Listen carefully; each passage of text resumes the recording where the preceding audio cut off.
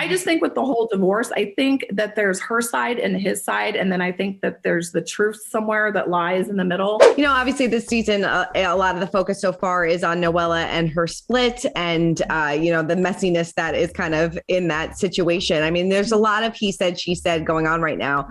Yeah. Are you taking sides and, you know, who's kind of like, who do you believe?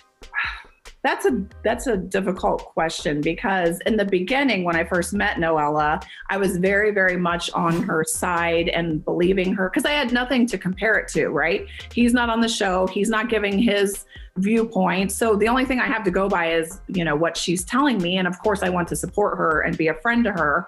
Now that all this stuff is coming out and he's releasing statements and his attorneys are releasing statements, I will tell you as an attorney, I jump all over that stuff. I read all of it. I listen to it. I decipher it. I go back through what she told me on what dates. I make timelines. So I will tell you, I can blow holes through a lot of things. I'll just leave it at that.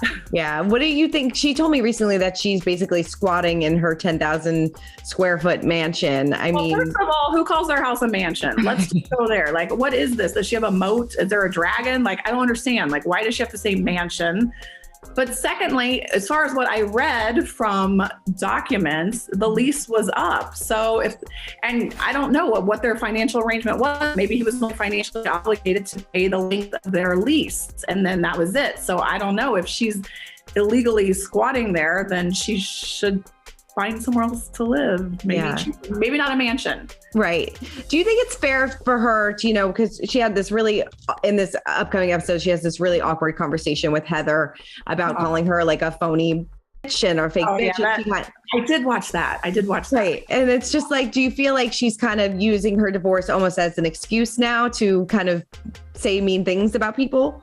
Well, it's interesting that you say that because I do believe that that is kind of an ongoing theme throughout the rest of the season where it's like, yes, we feel badly for you. Like no one wants you to be in this situation, but you can't, you know, be the aggressor and be hostile. But then when someone calls you out on being aggressive, go right back into victim mode. And I'm going through a lot, you know?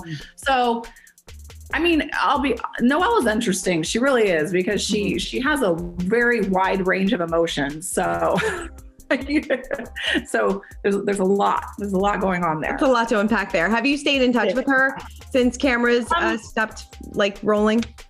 Yeah, actually she will text a little bit and I will text back. And, you know, I don't have any ill will towards her at all. And I do want what's best for her.